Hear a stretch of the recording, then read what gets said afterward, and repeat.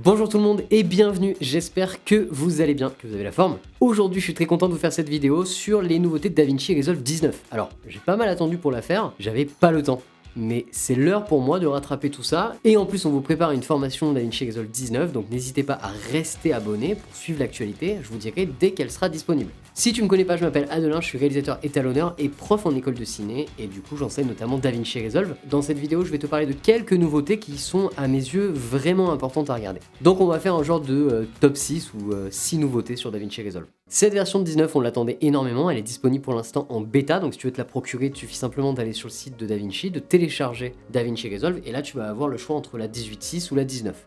De mon point de vue, là ça fait quelques semaines que je teste la version 19, elle est pas trop buggée, donc d'après moi tu peux quand même travailler avec la 19. On sait pas quand elle va sortir, ce qu'on sait c'est juste qu'à chaque fois qu'ils font une mise à jour, c'est de plus en plus intéressant, il y a de plus en plus de fonctionnalités, et vous allez voir que dans cette vidéo, je vais pas pouvoir tout évoquer, donc on va en faire plusieurs des vidéos. Souvenez-vous comme on avait fait pour 5 outils IA avec Resolve. On avait fait 3 chapitres à cette vidéo-là, bah là c'est pareil, on va en faire quelques-uns. Mais avant de commencer, je dois vous parler du sponsor de cette vidéo qui n'est autre que Motion Array. Alors Motion Array, si tu connais pas, c'est une plateforme pour les filmmakers, fait pour les filmmakers, qui va te permettre en fait d'utiliser des templates de motion, des templates pour le montage, donc tu as énormément de choses pour DaVinci Resolve, tu as aussi également maintenant de la musique libre de droit dessus, et puis bien sûr tout un tas d'assets graphiques, c'est vraiment très intéressant, tu as une formule d'abonnement, c'est une des formules les plus intéressantes du marché, et grâce à cette formule d'abonnement, tu vas pouvoir télécharger en illimité un peu tout ce que tu veux, donc comme je te dis, ça va des templates aux sound effects, en passant par de la musique libre de droit, et ce qui est bien c'est qu'en fait c'est tout sur la même plateforme. Moi je l'utilise depuis pas mal de temps maintenant. Récemment, ils ont aussi mis des plugins, donc qui marchent directement avec DaVinci Resolve. Et puis évidemment, la plateforme, elle s'enrichit de jour en jour, donc il y a toujours plus de contenu, de choses intéressantes à regarder. C'est beaucoup de motion designers qui font des trucs et tout. Moi, je m'en sers énormément pour mes templates, notamment pour des clients. Je suis vraiment une bille en motion design, donc voilà, c'est à ça que ça me sert le plus. N'hésitez pas à aller voir, vous avez 50$ offerts avec mon lien. Ça soutient énormément la chaîne, vous regardez ça dans la description. Profitez-en les amis, Motion Array, on est tous les créateurs à l'utiliser. Merci à vous. Et allez, maintenant que ça c'est fait, on part tout de suite avec le top 1. Avec la version 19, DaVinci Resolve introduit une nouveauté qu'on attendait tous, c'est le remix musique, ou le remix musical, appelle-le comme tu veux. Ça va te permettre en fait de changer énormément de choses à ta musique. Donc tu vas pouvoir enlever la voix, enlever les drums, enlever la basse, enlever la guitare. Mais le plus simple, c'est que je te montre ça tout de suite. On y va. Allez, c'est parti pour cette première nouveauté. On va aller cliquer sur la piste audio. Donc ça va marcher qu'en cliquant sur la piste audio. Je vais cliquer ici. Et hop là, vous voyez dans l'inspecteur, on a pas mal de nouveaux menus et on va s'intéresser au Music Remixer.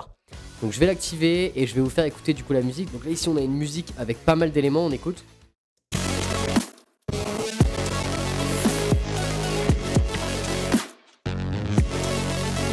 Et regardez, du coup, je vais cliquer là-dessus. Donc là, en fait, je vais pouvoir, vous voyez, accéder à ce menu. Donc, il va me permettre de régler les différents volumes. Donc, on va pouvoir monter, baisser le volume de la voix, des drums, des basses, de ce qu'il considère comme odeur et de la guitare. On peut aussi les mute directement ici. Donc là, il n'y a pas de voix, mais vous allez voir, on va tester après avec de la voix. Allez, on y va, c'est parti. On va commencer par mute les drums.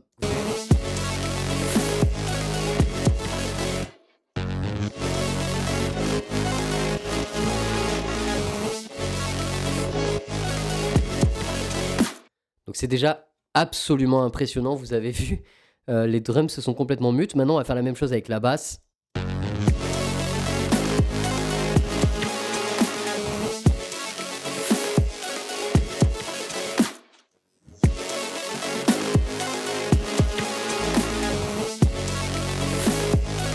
Là encore, impressionnant. Et puis maintenant je vais tester par exemple en mutant la guitare, mais je sais pas s'il y a de la guitare ou s'il considère ce qu'il considère comme guitare là.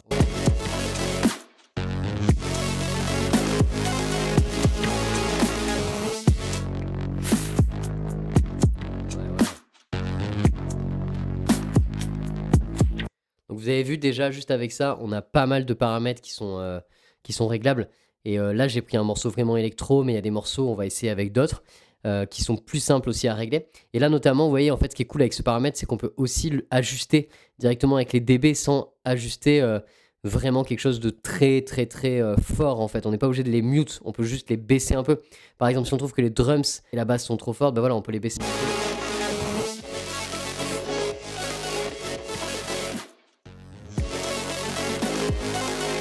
Voilà, et ça fonctionne. Et ça, c'est hyper bien. On teste tout de suite avec une autre musique. Donc cette fois-ci, j'ai mes nouvelles musiques. Alors évidemment, toutes les musiques viennent de Artlist. Vous avez aussi de moi offert avec mon lien dans la description. N'hésitez pas, ça soutient la chaîne énormément. J'adore Artlist, hein. Et donc regardez, écoutez, là j'ai mis cette musique-là.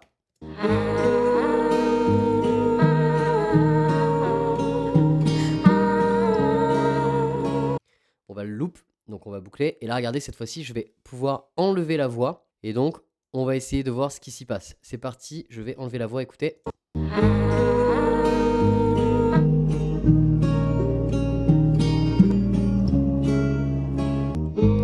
Alors, vous voyez, c'est impressionnant, mais on sent que il a quand même plus de mal. Alors, pourquoi? Parce que là, ce morceau-là, dedans, il n'y a que de la voix et de la guitare. Maintenant, on va essayer d'enlever la guitare.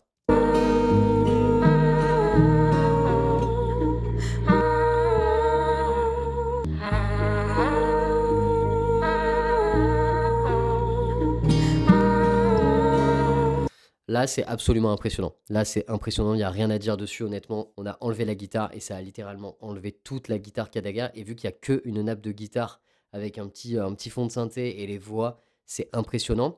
Il n'y a pas de drums. Les basses, je crois que ça ne va pas changer grand-chose. Je pense que vous avez compris l'idée.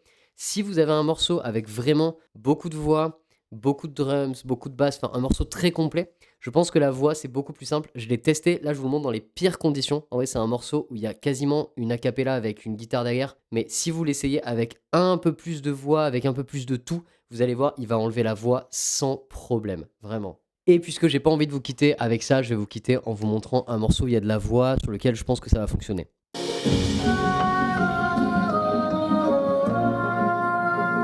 Donc là, c'est toujours Artlist. Et c'est parti, on va essayer de mute la voix.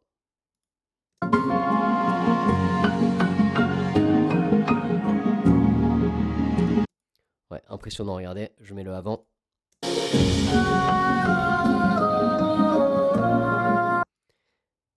Après.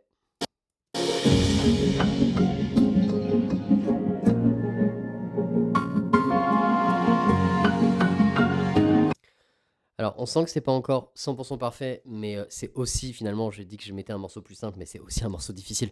Je pense que vous avez compris, c'est impressionnant. On passe à la suite.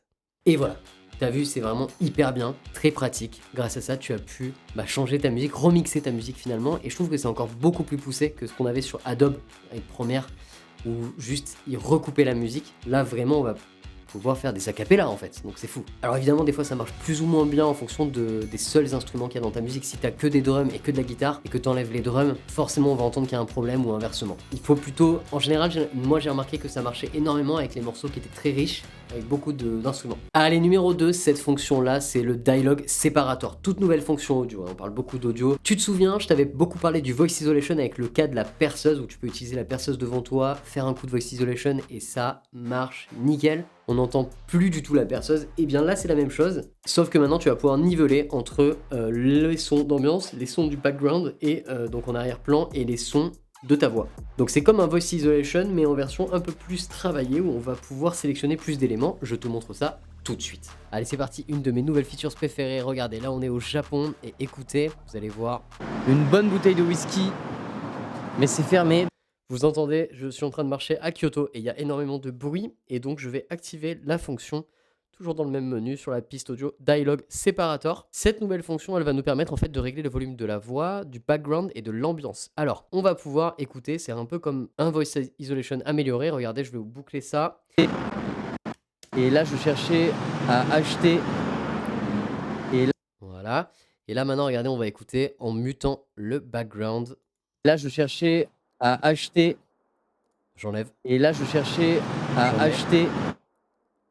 Et là, je cherchais à acheter.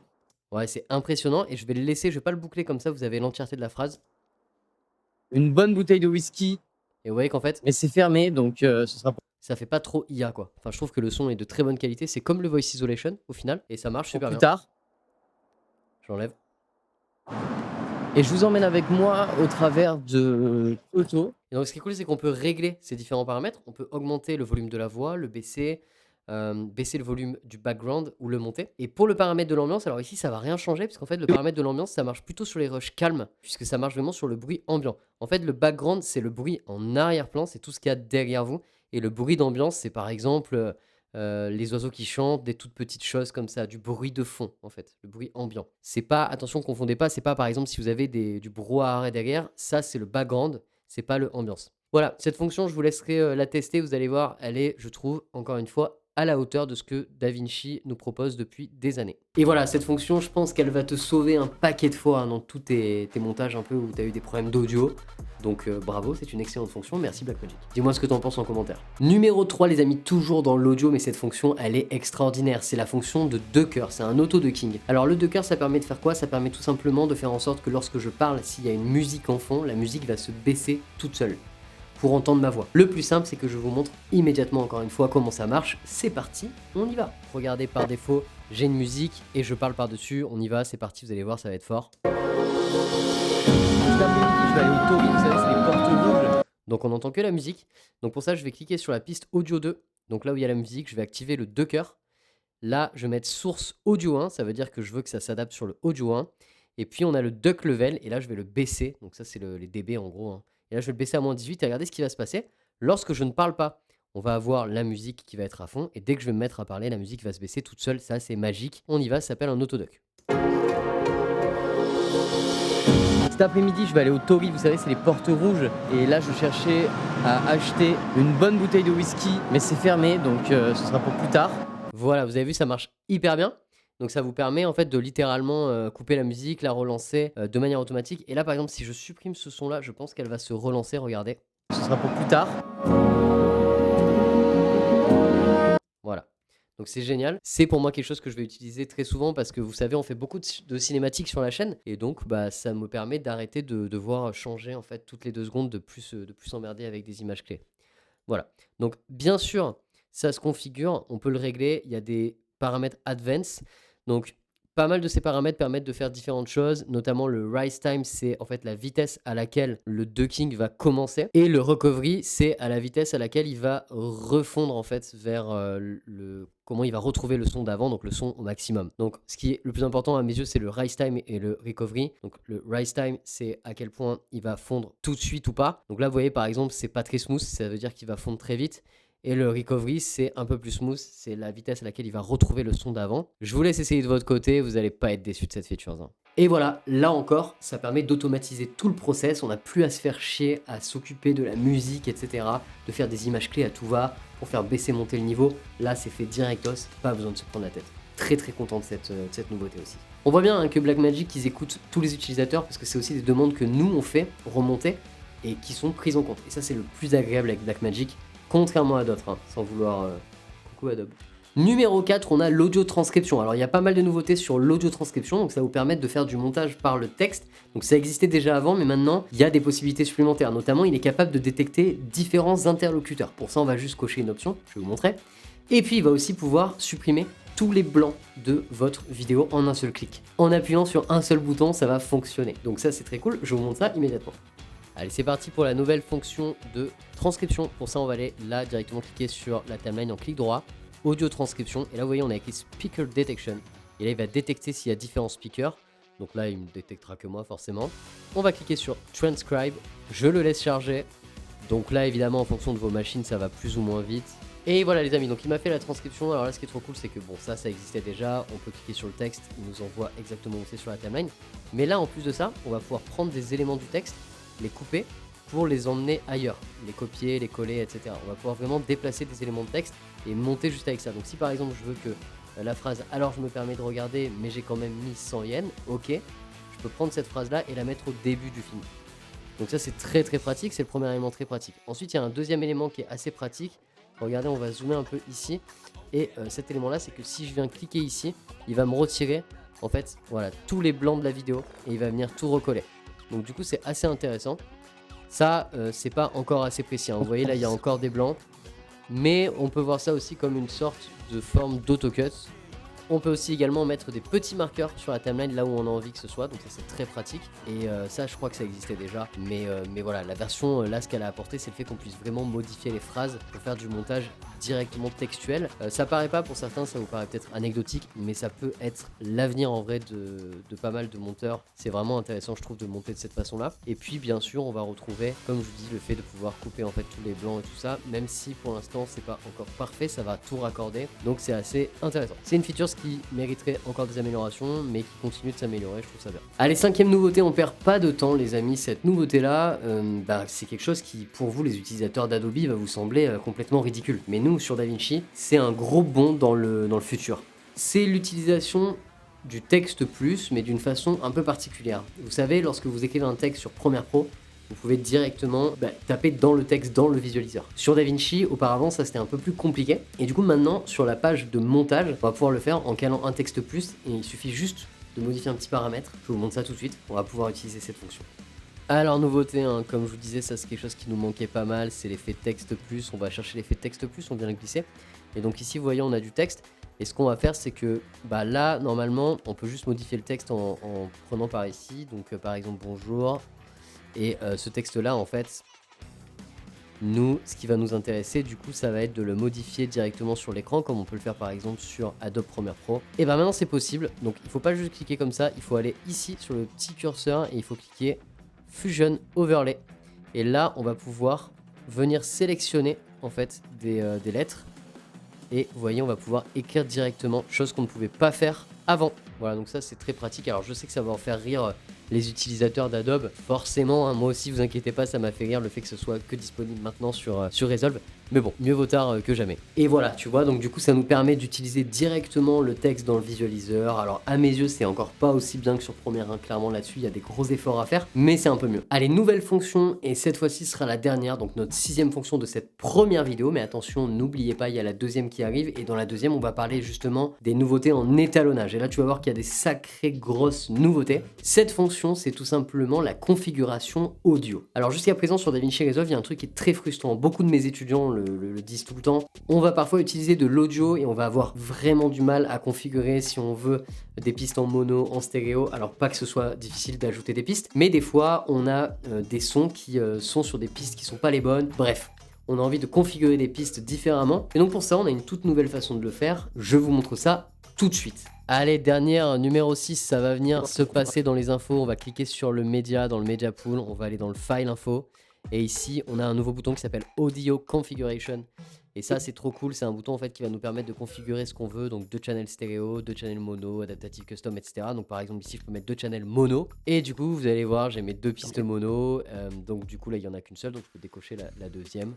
Et puis j'aurai quand même mon son, truc et tout. Moi, je m'en sers énormément pour mes templates, notamment. Voilà. On peut aussi donc bosser avec le stéréo, avec le gauche-droite. On peut bosser de la façon dont on a envie. Ça, c'est pour les ingé-sons. C'est vous qui voyez ce que vous préférez. Mais c'est cool parce que du coup, ça règle le problème du clip attribute. Donc auparavant, quand on avait des problèmes en fait audio, on devait faire clic droit, clip attribute, aller dans audio. Et là, voyons, on devait changer en fait ici nos channels. Et donc parfois, ça pouvait être assez agaçant de devoir faire ça. Donc voilà, maintenant on n'a plus besoin de faire ça, il n'y a plus ce problème là. On pouvait aussi bien sûr changer avec les paramètres de la piste audio ici et ajouter des pistes audio de la façon dont on les voulait, hein, dans mono, stéréo et tout.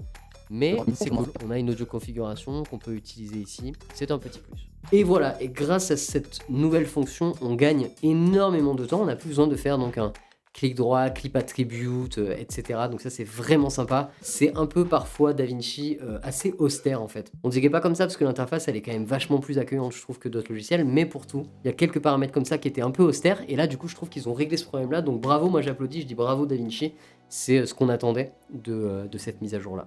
Et voilà les amis, j'espère que cette vidéo elle vous a plu. Si c'est le cas, n'hésitez pas à mettre un pouce bleu, à commenter, à liker et à partager. Et bien entendu, abonnez-vous pour suivre les suivantes qui vont vous donner d'autres infos sur ce que peut faire DaVinci Resolve 19 et notamment, comme je vous ai dit, la partie 2 en étalonnage. Si ça vous intéresse, vous pouvez retrouver DaVinci Resolve Studio, il est un peu moins cher, sur le site ipln.fr avec mon code créateur Adolin. Je vous prépare ma grosse formation sur DaVinci. Ça fait des années que vous me demandez de faire une formation sur DaVinci. Jusqu'à présent, comme vous le savez, moi je suis prof à côté. Je suis aussi enseignant dans les centres de formation, ça fait des années en fait que je fais de la formation pour les autres, et ça fait même des années que je fais des formations pour des plateformes en ligne de formation. Ben là il est temps de faire la mienne. Donc les amis, je vous promets, on est en train de travailler sur la formation DaVinci Resolve 19 et j'espère qu'elle vous plaira. D'ici là, on se retrouve pour une prochaine vidéo, portez-vous bien, ciao.